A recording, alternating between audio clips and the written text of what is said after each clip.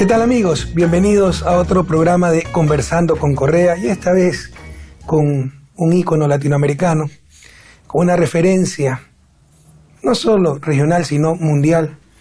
En lo personal, un queridísimo amigo, pero más que amigo, maestro de vida, todo un estadista pero también un filósofo.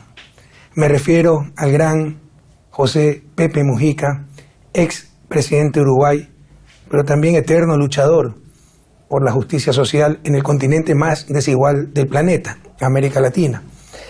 Bienvenido, Pepe, muchas gracias por aceptar nuestra invitación. Encantado de estar acá, poder saludarte y volcar alguna reflexión que de pronto sale buena o regular. Contigo siempre salen muy buenas. Y mira, si estás de acuerdo podemos hablar un poco sobre los derechos humanos. Tú eres un protagonista de la historia latinoamericana y un testigo, pero directo, de los tiempos de represión, de tortura, de persecución que pasó en nuestra América y que ojalá no vuelvan, aunque en cierta medida están regresando. Pepe estuvo 13 años encarcelado, torturado, estuvo varias veces encarcelado, pero el mayor periodo fue 13 años. Y pese a eso nunca perdió la esperanza. Creo que en su gran corazón no hay cabida para el odio, para el rencor. Conversábamos antes de iniciar el programa, me decía, aprendí mucho. Aprendiste mucho, Pepe, y nos enseñaste mucho. ¿Cómo definir la situación de derechos humanos en el mundo actual, en nuestra América? Una vez los hombres se sacaron de encima el derecho divino, aquello de que los dioses descendían de... Los reyes descendían de los dioses, el aspecto nobiliario, y cosa curiosa. Y es curioso la cuenta pendiente que quedó. Como decían aquellos jacobinos, queremos la igualdad, no solo ante la ley, sino bajo el techo de la casa donde vivimos. ¿Verdad? Y esta es la quimera y el sueño y la utopía que viene moviendo en sus luchas la humanidad hace 200 años. Hay uno de los grandes... Aprendimos una cosa, la igualdad de derecho es estupenda con respecto a lo que había, pero no es suficiente en las sociedades modernas porque hay más iguales unos que otros. Igualdad entre los que ellos consideran iguales, porque ese es uno de los graves problemas. Los valores expresados y los valores practicados. Todos dicen defender los derechos humanos, pero otra cosa es lo que se practica. Hay un ejemplo histórico, ¿no? Mira qué palabras más bellas. Nosotros defendemos estas verdades porque son evidentes en sí mismas.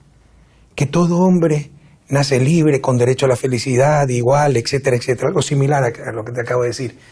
Eso es parte de la Declaración de Independencia de los Estados Unidos, uno de los documentos más bellos de la historia de la humanidad, cuyo principal autor es Thomas Jefferson. Pero resulta que Thomas Jefferson era propietario, las últimas investigaciones dicen, de aproximadamente 600 esclavos. Y te aseguro, Thomas Jefferson era un tipo brillante y una buena persona. Pero en su formación no podía entender que los esclavos también eran seres humanos, también eran personas. Y ese es el problema, por ejemplo, que ocurre con las élites latinoamericanas 200 años después. Cuando hablan de libertad, hablan de su libertad. Cuando hablan de igualdad, hablan de igualdad entre ellos. Pero van a apoyar un gobierno que le dé mejores escuelas a los hijos de sus empleadas domésticas. Pero van a asesinar a un presidente que intente darle las mismas escuelas que a sus hijos, a los hijos de las empleadas domésticas. Entonces, son valores que se expresan, pero no se practican.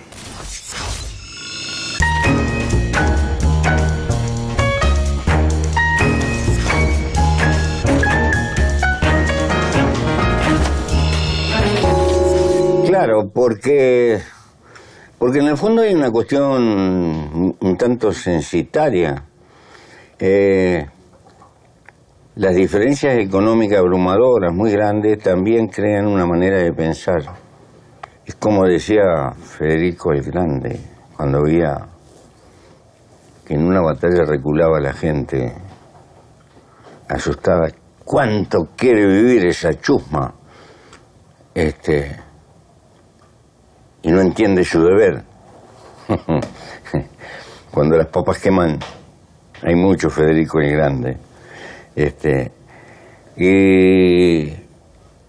Y entonces lo que se suele decir como una generalidad no se practica en los hechos.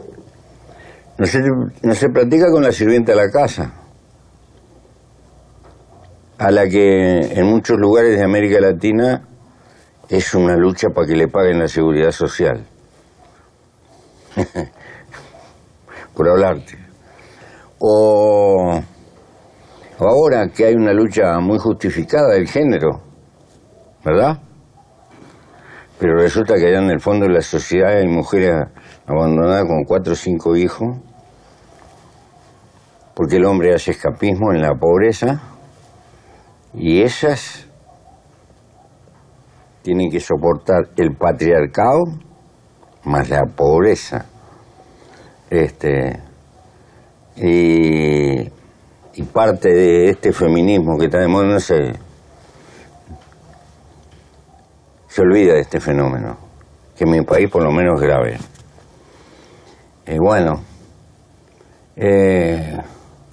¿Sabes una cosa? El bolsillo parece ser el órgano más sensible de la especie humana. No de todos, pero de mucha gente, por suerte. Y entonces la tabla de los derechos humanos debe de atravesar la malla indeleble de las expresiones del bolsillo. Sí, hay cosas increíbles, ¿no? En América Latina sobre todo, pero en otras partes, especialmente, lastimosamente, del mundo en desarrollo, cuando el bienestar de uno se basa sobre la espalda, sobre el malestar del otro.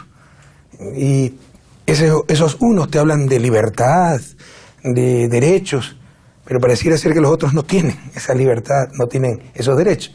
Tú diste un gran ejemplo, las empleadas domésticas, que en mi país yo las llamaba las esclavas domésticas. Cuando yo llegué al gobierno, ganaban por ley la mitad del salario básico. Teníamos que entender que las empleadas domésticas comían la mitad que el resto. Tenían tan solo una tarde libre cada 15 días. Obviamente no tenían derechos laborales, sobresueldos, etcétera, afiliación a la seguridad social. Y no era un problema de recursos, que así hubiese sido un problema de recursos. Tú no puedes vivir sobre la explotación del resto. Era un problema cultural, porque tú podías encontrar la mansión más lujosa, más opulenta, pero el cuarto de la empleada doméstica, porque además las empleadas que se llamaban puertas adentro, trabajaban 24/7, vivían con la familia y a las 2 de la mañana tenían que levantarse a servir el agua, hacer esto, etcétera.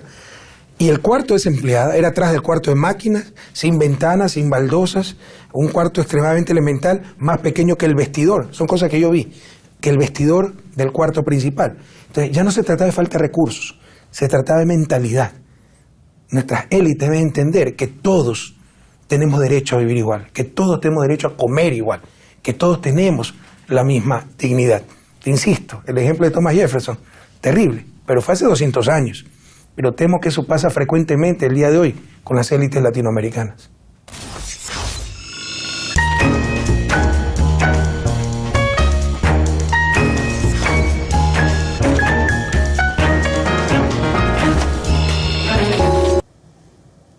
La esclavitud no se fue por derechos humanos, se fue porque económicamente era un clavo.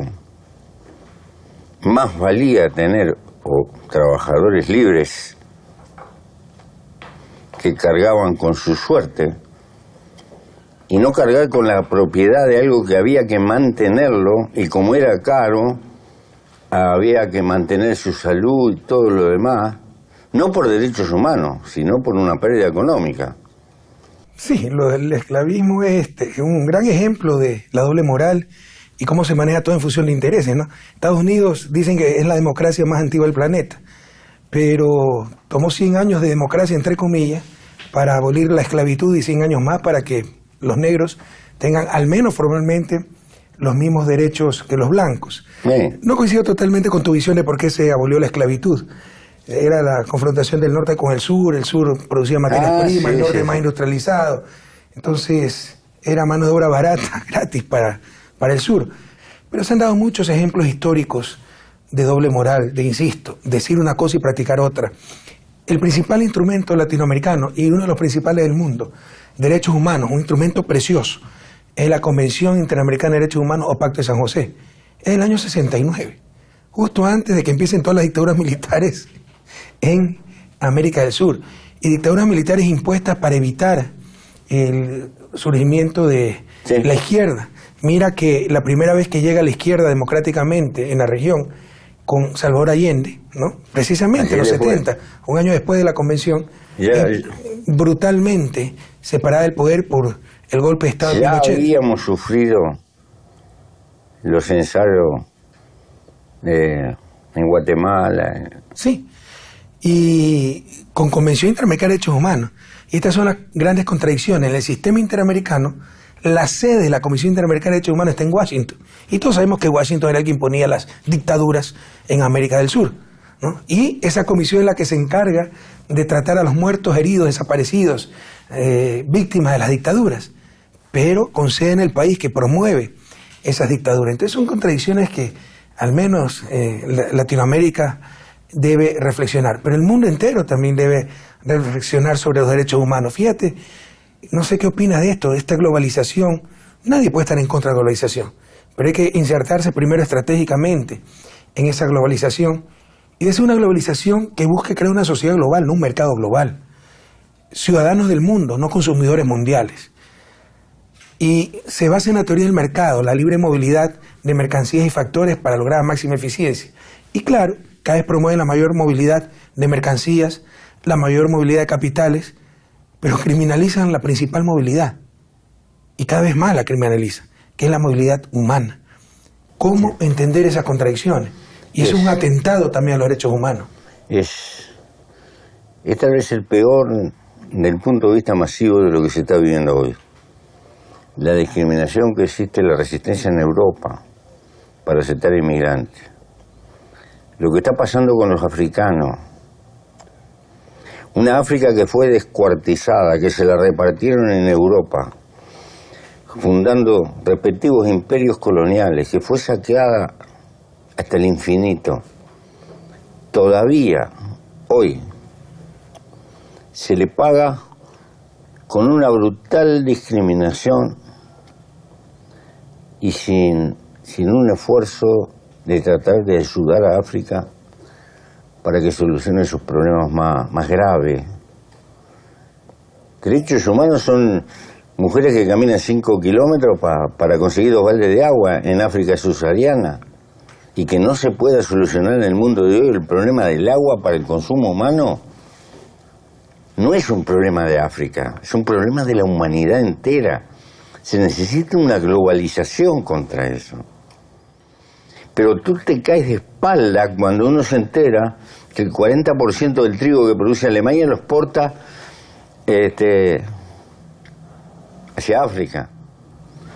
Con esta diferencia, el trigo alemán está subsidiado, porque si no sería imposible producir trigo a los precios del mercado mundial. Está subsidiado. Y después se le prestan a los africanos recursos para que compren, y con lo cual perjudican a los agricultores que trabajan en el sorgo, etcétera, etcétera, en la pobre África, ¿no?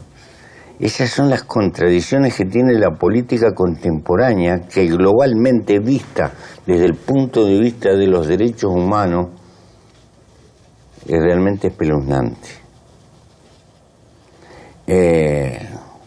Lo que está pasando en el Mediterráneo es criminal.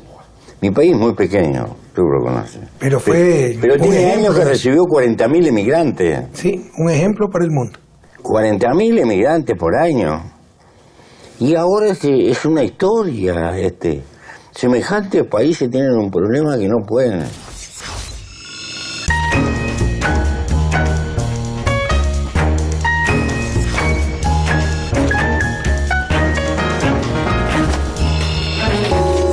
Además demás quieren resolverlo con muros, con paredes. Sí, No lo van a resolver nunca, sí, lo van a resolver con justicia.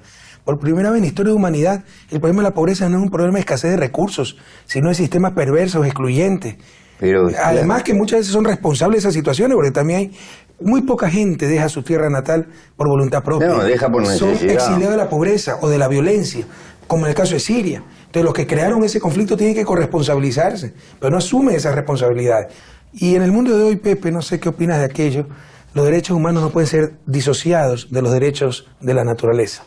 Porque atentar contra la naturaleza es atentar contra toda la humanidad. Hablamos de pobreza, hablamos de desigualdad, de exclusión. Pues no habrá nada de aquello si no tenemos planeta. Y se está atentando contra el planeta. Entonces debemos tener una visión integral, derechos humanos y derechos de naturaleza. Yo sé que suena extraño hablar de derechos de naturaleza. La Constitución ecuatoriana es la primera en el mundo en establecer derechos de naturaleza como fuente de vida. Pero es algo que discutir el planeta entero. Lo que pasa que nuestro modelo civilizatorio, dibujado por esa fuerza creadora y destructiva formidable que logró el capitalismo, que domesticó a la ciencia y lo puso al servicio del incremento tecnológico y a para multiplicación del mercado y de la ganancia, ha desatado también una cultura subliminal que cubre todo el planeta, que prioriza el éxito económico por encima de cualquier otra cosa como valor. Y entonces ha dejado de lado la heridas que le está causando a la naturaleza como si no tuviera responsabilidad. Y crea esta situación fantástica del hombre. Nunca tuvo tanto conocimiento, tanta cultura, tanto capital ni tantos medios como tiene hoy. Y nunca pudo organizar desastre tan grande como el que está organizando fervorosamente por todo el planeta, poniendo en juego la vida de la especie y de todo lo que nos acompaña. Porque es parte de la globalización darse cuenta que pertenecemos al pequeño reino de las cosas vivas, que es infinitamente pequeño ante la magnitud del silencio universal. Pertenecemos a ese bloquecito que tal vez tenga cosas por ahí flotando, pero no tanto. Y que este problema de defender la vida en general, en primer la de la especie, eso, es tal vez la misión más importante que tenemos, la única justificación de que la naturaleza nos haya dado conciencia.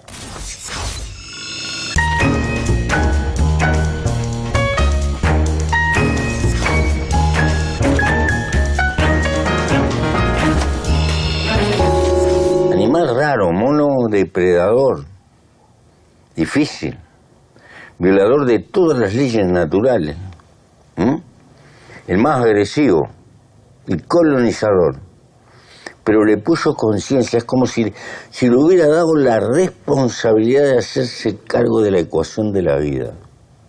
Si yo creyera en Dios, diría que es un mandato de Dios. Eres ateo, gracias a Dios.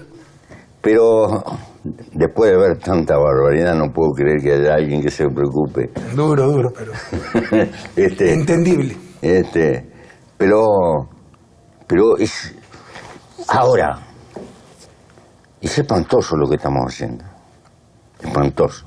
Pero lo peor es que sabemos. Hace 30 años nos dijeron en Kioto, los hombres de ciencia, mire que los fenómenos extremos cada vez van a ser más frecuentes y más intensos. Y nos dijeron lo que había que hacer. Pero el Dios mercado, la religión del mercado no nos permite. No hay decisión política que pueda con el Dios mercado. Y entonces, ¿cómo vamos a afectar las ganancias con las medidas que tomamos? Salen señores como el señor presidente de Estados Unidos, que desconoce el cambio climático y todo. Notable, es el único animal que va contra sí mismo. también, te insisto, hay grandes injusticias. La ley del más fuerte, después de más de 2000 años, se cumple lo que dice Trasímaco en los diálogos de Platón. La justicia no es otra cosa que la conveniencia del más fuerte, porque, por ejemplo, el primer mundo genera conocimiento. Conocimiento es un bien de libre acceso. Tú puedes copiar un software, es muy fácil, y es no rival en el consumo. Ya me salió la malformación de economista. Significa que tú puedes utilizar el software y yo también lo puedo utilizar. Entonces, cuando ya está creado el software, mientras más gente lo puede utilizar, más aumenta el bienestar social. Lo mismo una medicina, lo mismo un libro, etc. Pero lo privatizan por medidas institucionales, no técnicas, no patentes. Si copias el software, si copias el libro, si copias la medicina, tienes multa, incluso te vas preso. Y nosotros aplaudimos muchas veces esas barbaridades porque eso es lo más cercano a la prisión por deuda. Pero los países del sur producimos también bienes de libre acceso, bienes ambientales. Sí. Los países de la cuenca amazónica. Y tal vez ahí sí rivales en el consumo, porque contaminar, dañar ese bien, significa que el resto disfruta cada vez menos ese bien y en algún momento se puede extinguir ese bien con resultados catastróficos para la humanidad como especie. Y no nos pagan nada por eso. Y no te firman Kioto. Y no aceptan las COP21, las cumbres climáticas, etc. Si nosotros fuéramos los consumidores de bienes ambientales, los que estuviéramos dañando el planeta, ya hace rato, y ellos, los que produjeran bienes ambientales, hace rato hasta nos hubieran invadido para exigir una compensación. Entonces sí hay una nueva injusta división internacional de trabajo, y todo esto es lo que, esa injusticia, esa falta de búsqueda de equidad y tan solo prevalecer el poder, la ley del más fuerte, es lo que también está haciendo mucho daño a la naturaleza, a los derechos humanos, etcétera. Es que el desarrollo de nuestra... Hemos llegado a un punto en que se necesita una globalización efectiva de algunas medidas que hay que tomar que debieran de ser de carácter mundial y que no pueden ser privativas de un país y que deben de ser de consenso general y acompañarlas todas. Pero estamos muy lejos de eso. Todas las globalizaciones que ha habido siempre fueron con bota militar, fueron a prepo. El Imperio Romano fue una globalización en su época. Claro. El Mare Nostrum, al final era más negocio estar en el Mare Nostrum, en esa globalización que afuera. El Imperio Chino también lo fue. Hay ejemplos de eso. Pero como en el mundo de hoy no es concebible, acá probablemente se mida hasta dónde llega la capacidad de nuestra especie. Porque esta falla es una falla de carácter político, en el sentido que necesitamos gobernarnos como especie, por lo menos en algunos aspectos. Y estamos tironeando por el mercado, por el negocio de esto, y no podemos superar esa contradicción. Si el hombre no es capaz de superar esa contradicción, es probable que no esté a la altura de la civilización, de los retos de la civilización que ha desatado. Pero la falla no es ecológica, es política, porque sabemos lo que hay que hacer y no lo hacemos.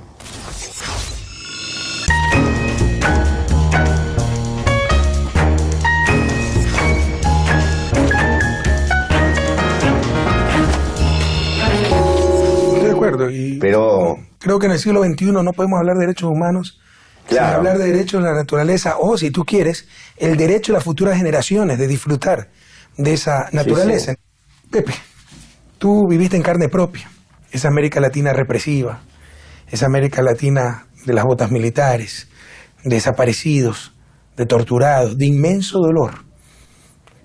¿Qué tienes que decirle a las nuevas generaciones al respecto?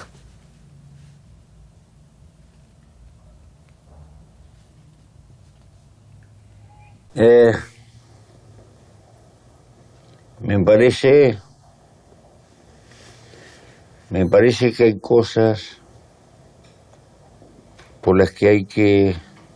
Una cosa es querer apasionadamente y luchar con convencimiento apasionado. Y otra cosa, dejarse dominar por el odio y caer en el odio. El amor y el odio son dos cosas ciegas. La gran ventaja que tiene el amor que es creador, pero el odio termina destruyendo a quien lo profesa. La persecución, la tortura, el aplastamiento de la gente indefensa, son ofensas a nosotros mismos. Si aquel que se cree fuerte y practica esto, en realidad está pagando un precio él mismo. Se degrada del punto de vista del hombre. Tú no tienes rencor. No. Hacia aquellos que te torturaron. No. Que te quitaron 13 años de tu vida. No, al contrario. Le tengo lástima. Porque además aprendí una cosa. Cada ser humano, soy un luchador social. Y cada ser humano es como un solcito. Tiene un sistema planetario alrededor. Tal vez tú no puedas ganar el solcito. Está irremisiblemente perdido. Pero tienes que intentar ganar alguno de los planetas o todos los planetas. Aislar ese solcito negativo. Entonces, si tú practicas la venganza con ese solcito por las deudas, vas a quedar mal con los planetas. Tienes que encontrar circunstancias para... La mejor manera de enfrentar el mal es aislarlo. Y hay que tener paciencia y sabiduría. Muchas gracias, Pepe. Creo que Gracias a ti. hay importantes conclusiones. Todo poder puede atentar a los derechos humanos, no solo el poder político, no solo el poder estatal. Y en el siglo XXI no se puede disociar los derechos humanos de los derechos de naturaleza y el cuidado del único planeta que tenemos. Muchas gracias, Pepe. Ha sido un honor, como siempre, conversar contigo, Gracias a ti, aprender querido. de ti. Gracias una a ti. referencia de vida, un ejemplo para la patria grande y el mundo entero. Y con ustedes, queridos amigos, hasta la próxima semana en otro episodio más de Conversando con Correa.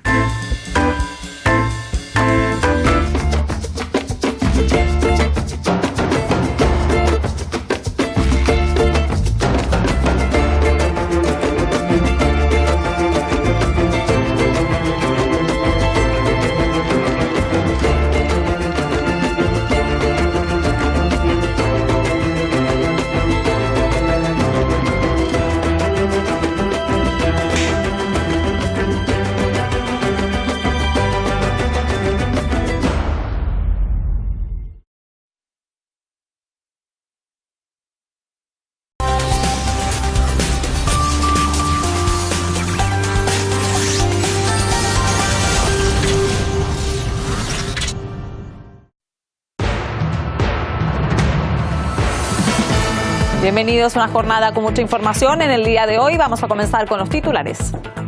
El jefe del Pentágono reconoce que no tienen evidencias del uso de cloro o sarín en la localidad siria de Duma, pertenecientes a